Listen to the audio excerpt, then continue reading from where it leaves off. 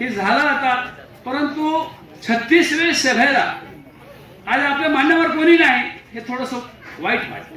कारण आम्हाला काय की हे बसलेले जे आहे भगिनी आहे, आपले बसलेले बाळगोपाळ आहे, यांना माझी इच्छा असते की एखाद्या कुलपतीच्या हाताने, कुलगुरूच्या हाताने, शिक्षण संस्थेच्या वतीने यांना पारितोषिक दिलं पाहिजे.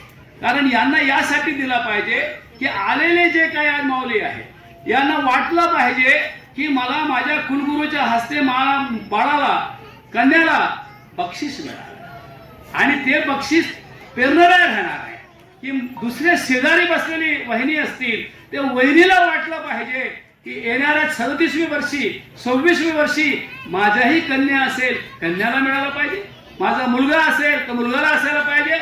आणि त्यांना अभ्यासासाठी कुलगुरूचं मार्गदर्शन महत्वाचं असतं. शिक्षणाचा दर्जा प्रोफेसर असेल, लेक्चरर असेल, त्यांच्या मार्गदर्शनात करा.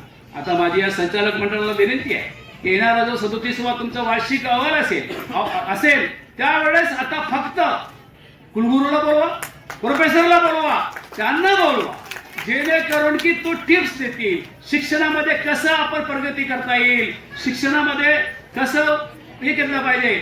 आज ठीक आहे मॅट्रिक पर्यंत असेल, 12वी पर्यंत असेल, ग्रॅज्युएशन पर्यंत असेल, परंतु भविष्य त्यांच्या इंजिनिअरिंगसाठी असेल, मेडिकलसाठी असेल, तर आपण अशा मान्यवर कुलपतींना बोलवून त्यांच्या हस्ते यांना दिलं पाहिजे. आणि आता पुढे एक मी विनंती करेल या संचालक मंडळाला, हे आपण टिफिन दिलं यांना, हे टिफिन जाऊन डब्बा उघडून जेवण करून घेतील टिफिन मध्ये, परंतु त्यांचं ॲसेट म्हणून एक प्रमाणपत्र दिलं पाहिजे, प्रशस्तीपत्र दिलं पाहिजे की ही कन्या या 8वी वर्षामध्ये प्रथम क्रमांक आले, किती गुण मिळून आले, तर तो डोळ्यासमोर त्याचा एक ॲसेट राहील. तो काही त्याच्या शोकेस असेल, त्या शोकेस मध्ये स्मृती चिन्ह ठेवेल की माझ्या बापाच्या संस्थेने मला हे गुण गौरव केलेला आहे. तर ही संचालक मंडळाने त्याची दखल घ्या. येणाऱ्या 37व्या वर्षी स्मृती चिन्ह आणि प्रशस्तीपत्र आपण त्यांना दिलं पाहिजे. अशा रीतीने पुढे करा.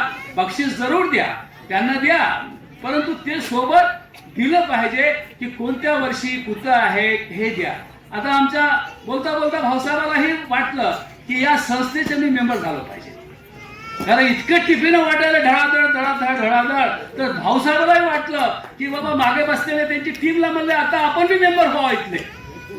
हा असं हे असते स्पर्धा, याला म्हणतात की बाबा उत्तेजनार्थ हे संस्था आहे म्हणून हे करायला पाहिजे.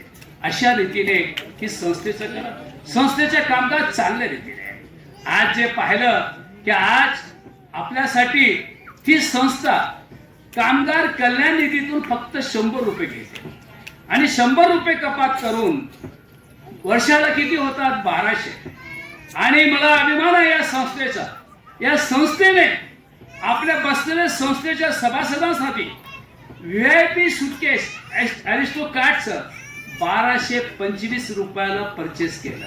म्हणजे की तुम्हाला ट्रॅव्हल मध्ये कुठं जायचं आहे, महाधिवेशनला जायचं आहे, कुठं बाहेर जायचं लग्नाला, तर ती बॅग तुम्हाला प्रेरणा देईल की तो बॅग घेऊन तुम्ही अभिमानाने सांगू शकता VIP सुटकेस माझ्या संस्थेने दिली.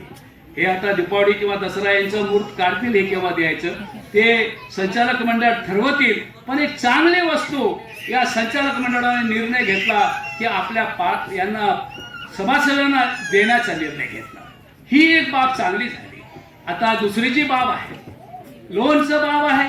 लोन बद्दल हे मर्यादा 15 लाखची केलेली आहे, एमर्जन्सीचं केलेलं वाढवून दिलेलं आहे. आपण एखाद्या बांधव दुःखद निधन झालं त्याला 1 लाखाची आर्थिक मदत आहे, आपलं लोन आहे. आणि विशेष म्हणजे की या संस्थेने एक चांगलं उपक्रम राबवलं.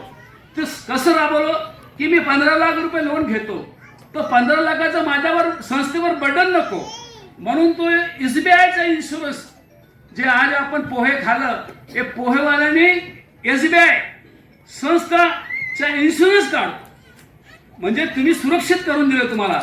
म्हणजे सांगण्याचं तात्पर्य आहे की 15 लाखाचं सुद्धा आपल्याला एक 15 लाखाचा सुद्धा इन्शुरन्स करून आपल्याला सुरक्षेचं कवच दिलं या संस्थेने. जबाबदारी काय नाही, ज्याला लोन पाहिजे त्यांना इन्शुरन्स करायला पाहिजे. ही यांची एक नियमावली तयार केली. 15 लाख रुपये मला लोन पाहिजे, तर माझ्या कुटुंबावर मी गेल्यानंतर माझा बोजा नको, म्हणून या संस्थेने जे काही त्यांची वयाप्रमाणे पॉलिसी असेल ते राबवण्याचं काम हे संचालक मंडळ करते. निश्चितरित्या एक चांगलं उपक्रम या ठिकाणी झालं. आता कोणत्याही संस्थेमध्ये नाही की लग्नासाठी, कन्याचं लग्न असेल, चिरंजीवाचं लग्न असेल तर 5,000 रुपये नाही. कन्यादान झालं, कन्या झाले तर त्याला 5,000 रुपये हे एक देण्याचं एकमेव संस्था महाराष्ट्रामध्ये असेल ती आपली संस्था आहे की 5,000 रुपये हे संस्था देते. 5,000 रुपये त्याच्या धनादेश त्या दिवशी हे संचालक मंडळ स्वाधीन करतात. म्हणजे चांगले उपक्रम आहे हे आहे. कॅश क्रेडिट सुद्धा आज 1.5 कोटी जवळपास कॅश क्रेडिट कमी करण्याच्या मार्गावर आहे. आता दुसरा एक प्रश्न आहे, इथं बसलेले ज्यांचे 90 लाख, 50 लाख, 35 लाख, कोणाची 20 लाखची ठेवी आहे.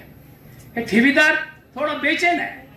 त्यांना वाटते की बाबा आम्हाला बाहेर जास्त मिळतो व्याज, तर आम्हाला काहीतरी जास्त इथं मिळायला पाहिजे.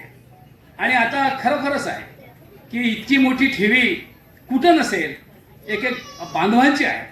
तर त्यांची अपेक्षा आहे की येणाऱ्या सर्वसाधारण सभेमध्ये किंवा संचालक मंडळाचा निर्णय आहे तो थोडासा आम्हाला टक्केमध्ये वाढून द्यावाला पाहिजे, हे सुद्धा त्यांची अपेक्षा आहे. कारण आपण बँकेचं व्याज आकारत